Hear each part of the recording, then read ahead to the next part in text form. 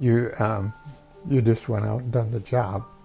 You didn't think about whether you were going to get shot down or what. And you know, you had friends that got shot down, and sometimes you come back with holes, and sometimes you didn't. You know, it was just part of the job. I talked to a man several months ago now, and we were talking about things that he was describing as the things that happened yesterday.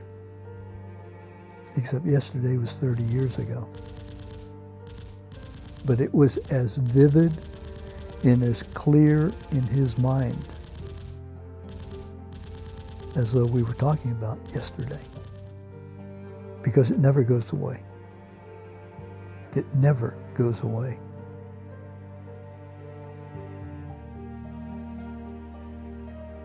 The veterans, when I came home,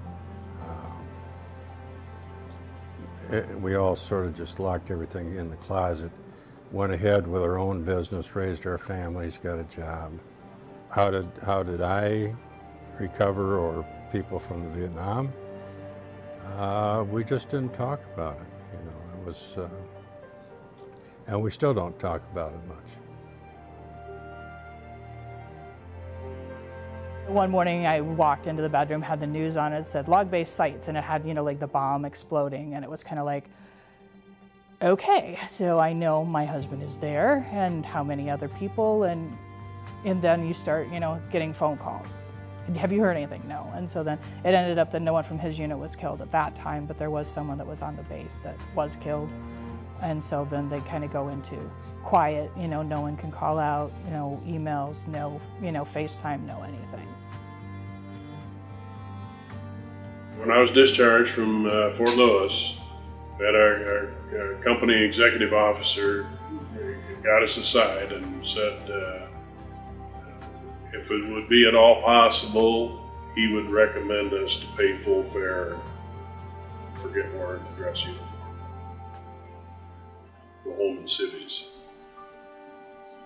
And we thought that was kind of strange till we got home and could see what was happening. That they were not received very well. The second time I come home, I mean, I was at work one day and next door a dump truck had dumped its load or whatever, and the tailgate hit, and I was on the floor under the desk, and the other guy kind of looks at me, and I think I said, yeah, those things make me jump or whatever, or fireworks do too, so they aren't so bad if I can be up and see them go off or whatever, but it's the same, a mortar is the same sound, you know. Well, they do call the fireworks mortars anyways. You know, you lost friends, yes, but probably the hardest thing would be packing their clothes up and stuff when they got killed.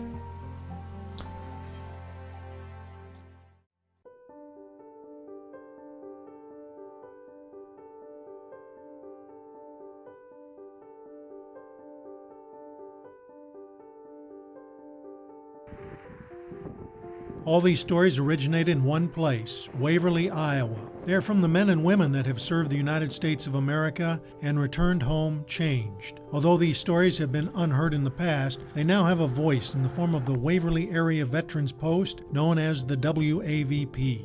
Yeah, a lot of times they don't like to talk about it, which is why having a place like what the WAVP is going to be, for them to be able to come to, is going to be a great thing, because, you know, they don't want to talk, but sometimes being with someone else that's been through something similar makes it a lot easier for them to talk. Regardless of the war they served in, Iowa veterans came together to share their experiences and a sense of camaraderie within the four original organizations in the Bremer County area: the American Legion, the Marine Corps League, the VFW Post, and the AMVETS Post. Despite many members belonging to multiple organizations, the four groups rarely communicated. That all changed in June of 2008.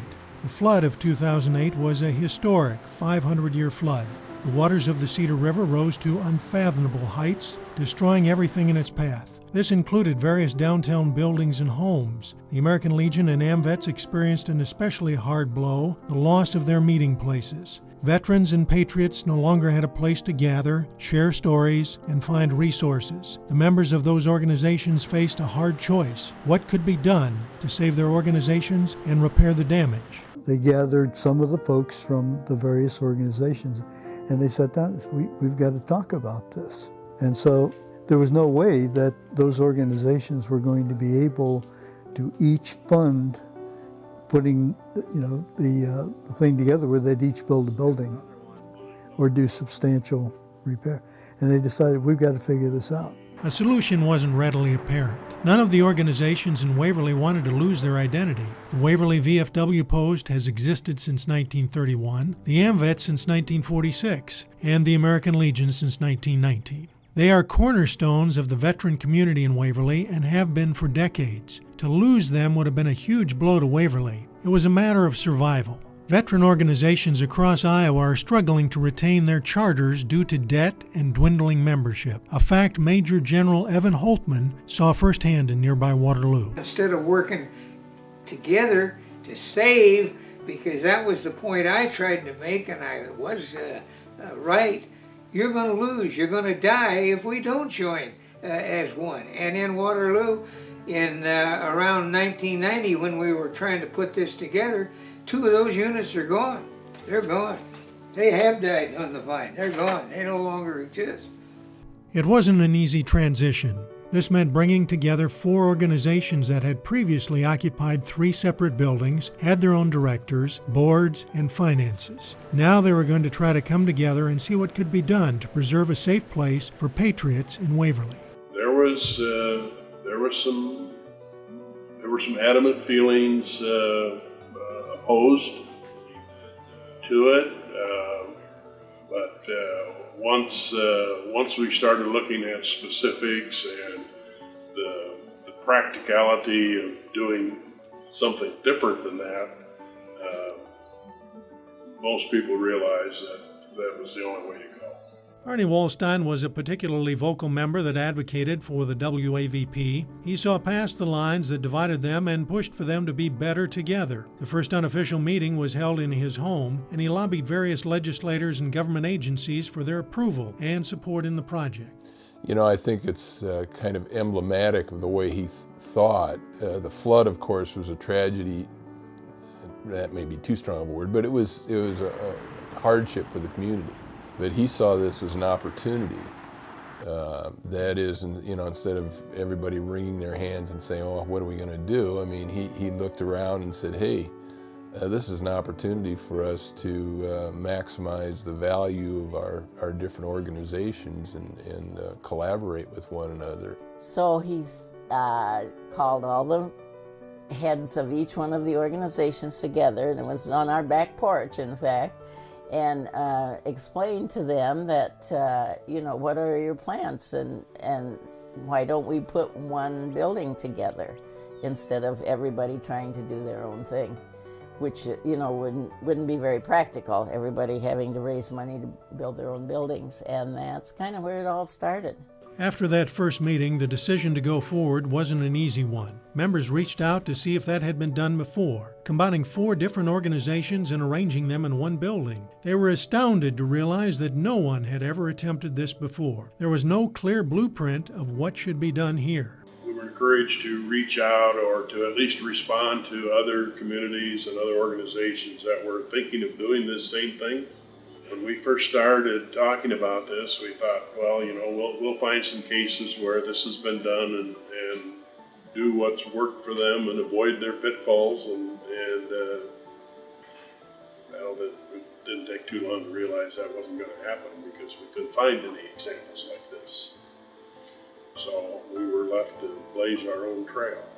Actually, I think we're the only ones in Iowa so far. I don't know if there's another one in the United States even, because he did do a lot of research trying to find out, instead of reinventing the wheel, if somebody else had done it already, then you should do it, follow some of their guidelines. But They found nothing. So it's not only been a great entity for Waverly and Northeast Iowa, but an example of what can be done and how it should be done in a volunteer way in other parts of Iowa and in other parts of the United States. Even after getting people on board, there were still several challenges to overcome. The WAVP wanted to raise the money through donations instead of taking out large loans to repair a building or construct a new one. In total, they would have to raise $3.5 million for a new space that would house 4 separate, distinct organizations. It's a challenge always to raise money because everybody is looking to raise money. There were a lot of people that said it couldn't be done, and we've since proven them wrong. So it's a satisfaction to see the 4 organizations, and they all work well together. So it's not like anybody's fighting each other. It's a little bit like getting married. You don't have to give up who you are if you're in a good marriage. You remain who you are, and your partner remains who they are, and you find that you're able to do things together that you probably wouldn't be able to do singly. The desire to build the Waverly Area Veterans Post wasn't just to provide a place for the VFW, Marine Corps League, Legion, and AMVETS to host meetings and store items. Their goal is to look ahead and meet the needs of the veterans in the future by joining together and offering them services all from one place. They need a place where they can come, and they know it's safe. And they know that there will be people there that can hear what they're saying. So that's why this project is so important. The times are so much different, and their experience is so much different than what our experience was in World War II. I can understand why we have so many of them that have nervous breakdowns or things like that, because when you're out in the field like that, there's no way for them to tell who's a friend and who's the enemy and things like that. It's for all veterans, their families, and for those who want to make use of the facility, even if they don't have any relationship. But in this day and age, it's very difficult to find a family that doesn't have a relationship. The WAVP couldn't be built overnight. The main concern of members was how to construct this building without putting them far into debt. They looked to the community for support and received more back than they had ever expected. Since much of the money is raised, the WAVP will have very few costs to pay themselves. Only thousands away from their $3.5 million goal, each donation has been received gratefully. Stunned by the reactions of the community rallying around them, one special story stood out. One day I was at the store and I ran into a lady that I know, and she asked me how the project was going, and I said, oh, the project's coming right along. And I said, have you thought about a gift? And she said, well, I can't. And I said, why? She said, well, I've been a widow for over 20 years, and I live entirely on Social Security. I can't do it. I said, could you give $1? And she said, well, yeah, I think I could. And I said, thank you very much. And I will tell you, that may be the most precious dollar we received. It began in 2008, when the flood wiped clean the slates of these organizations and gave them a chance to forge a new path. It ends 8 years later, in 2016. This fall, the WAVP will open its doors to the community, the veterans, and the people that made this project possible. Through the hearts, souls, and hands of Waverly, the next generation of Patriots will have a place to go. The Waverly Area Veterans Post, where Patriots truly do gather.